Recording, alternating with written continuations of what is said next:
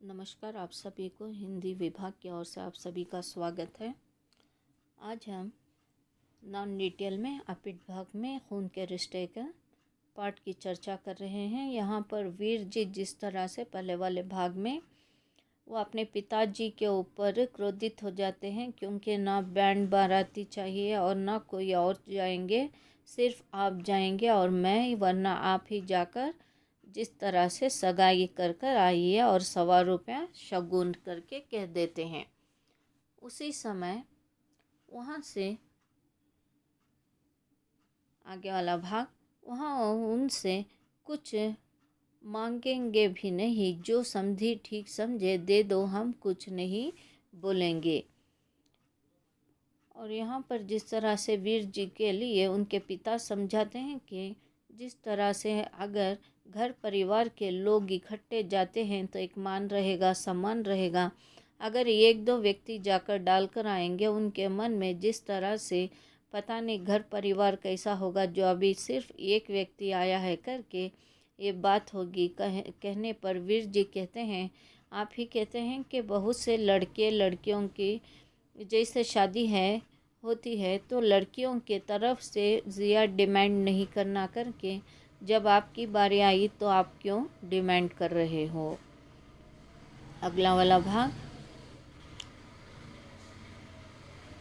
इस पर वीर जी तुनक कर कुछ कहने जा ही रहे थे जब सीढ़ियों पर मंगल सेन के कदमों की आवाज़ आई। अच्छा, अभी मंगल सेन से कोई बात नहीं करना, खाना खा लो फिर बातें होती रहेगी, माँ जी ने कहा। 50 बरस की उम्र में मंगल सेन के बदन की सभी झूल ढीले पड़ गए थे। जब चला तो उछक उछक कर हिचक को ले खाता हुआ, और जब सीढ़ियाँ चढ़ता तो पाँव घिसटा यानी घसीट कर बार बार छड़ी टकोरता हुआ। जब भी वह सड़क पर जा रहा होता, मोड़ पर का साइकिल वाला दुकानदार हमेशा मंगल सेन से मजाक करके कहता, आओ मंगल सेन, पेंच कर दें।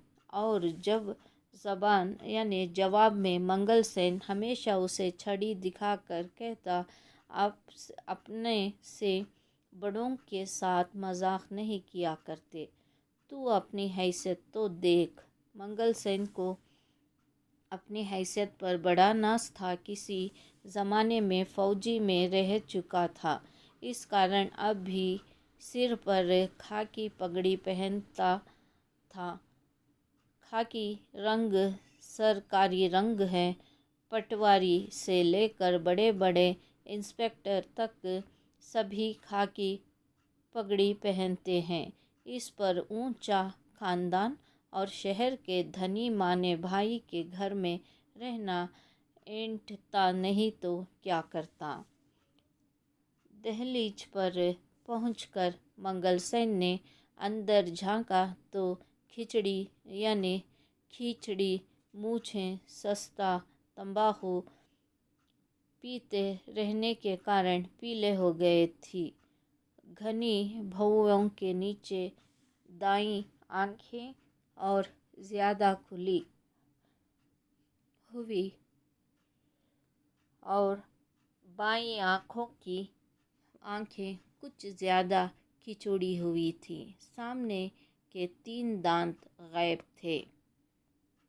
अब यहाँ पर मंगल सेन जिस तरह से ऊपर रसोई घर में जाने लगता है तो उस समय उनकी भाभी अपने घर परिवार यानी पति, अपना बेटा परेश और अपनी बेटी मनोरमा को खाना परोस रहे हैं।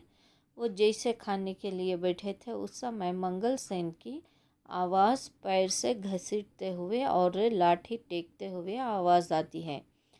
तो वो माँ जी कहते हैं कि आप बिना शोर किए आप सभी भोजन कर लो क्योंकि मंगल सेन अंदर आ रहे हैं। उसी समय सारे शांत हो जाते हैं क्योंकि मंगल सेन जैसे रास्ते में जाते तो वहाँ पर कोई दुकानदार हो, कोई एक साइकिल वाला हो या कोई भी व्यक्ति जाता तो कैसे हो मंगल सेन, और फिर उन्हें कोई ना कोई बात पर चिढ़ाने लगते। तो मंगल सेन को क्रोध आने लगता, तो वो छड़ी उठाकर बताते कि मजाक इतना भी अच्छा नहीं है। मंगल सेन की आयु यानी उम्र 50 वर्ष है, पर उनके लिए वो एक सैनिक में थे, पर कुछ कारण के से वो सैनिक से आने के बाद अपने बड़े भाई यानी एक रिश्ते के भाई के यहाँ रहते हैं। वो रिश्ते के भाई उस यानी मोहल्ले के यानी उस एरिया के नामवर यानी धनी व्यक्ति माने जाते हैं।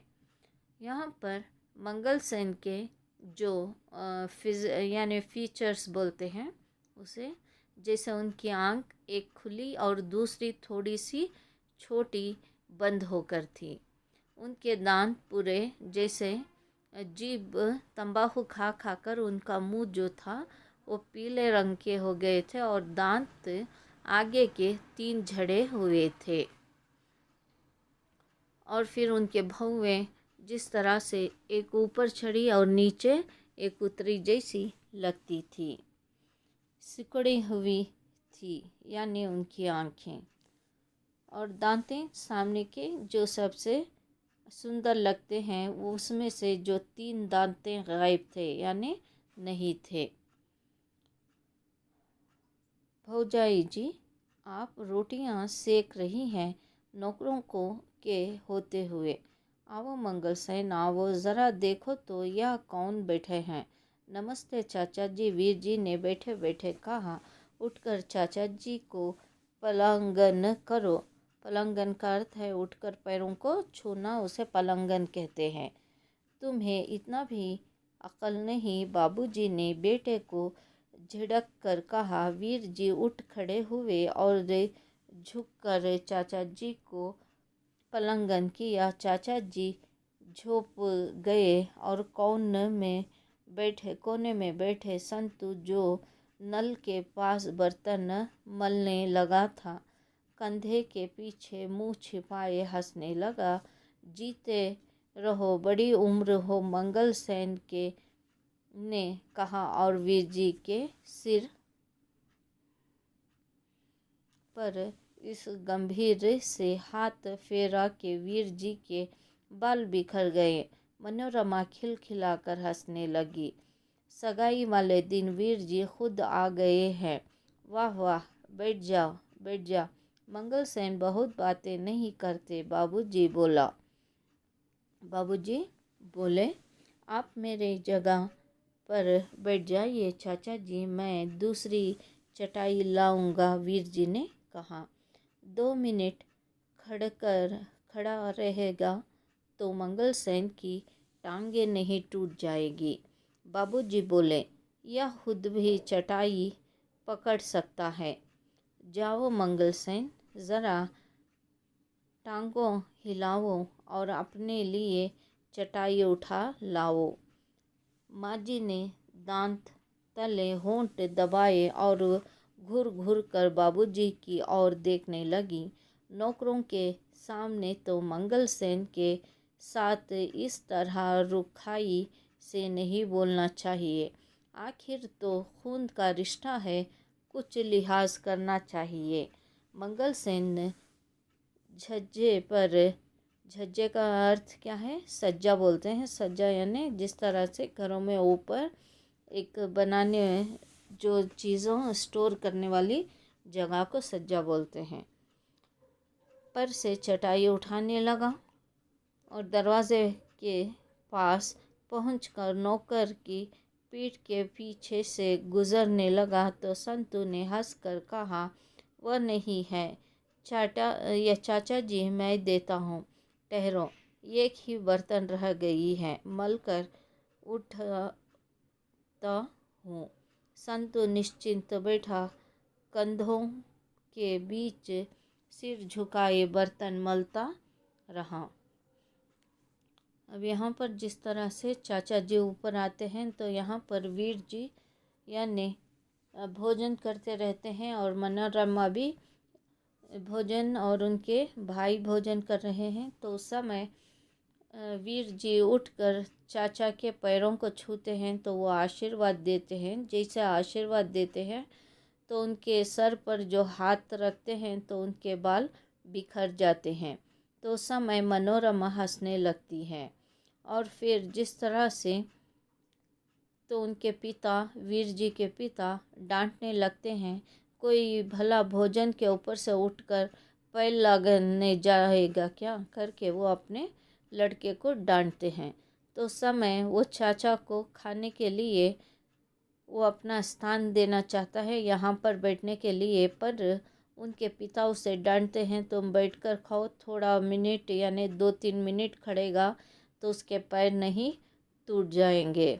उतने में ही परे यानी जिस तरह से वीर जी की माता यहाँ पर अपने पति को दांतें चबाए हुए कहती है कि आखिर वो तुम्हारे रिश्ते का भाई है। तो उस समय वो जैसे सज्जे पर ऊपर से वो चटाई यानी मैट उठाने जाते हैं तो संतु हंसने लगता है कि वो कहता है कि अब बस एक बर्तन है यानी एक प्लेट है, उसको वॉश करने के बाद यानी साफ़ करने के बाद मैं आपको चटाई दे दूंगा करके वो अपने मुंडी को गुड़गों के तले झुकाए हुए बर्तन साफ़ कर रहा है और वो निश्चिंत होकर उस बर्तन को मलता जा रहा है। पर चाचा जी खड़े खड़े अपने आप को वो सोच यानी जिस तरह से थके हुए लग रहे हैं। यहाँ तक आपका पाठ है। हर एक छात्र को इस हर एक पाठ पर ध्यान देना आपके लिए आवश्यक है। जैसा मेहनत कष्ट करोगे उतना ही सुख और फल पाओगे। धन्यवाद।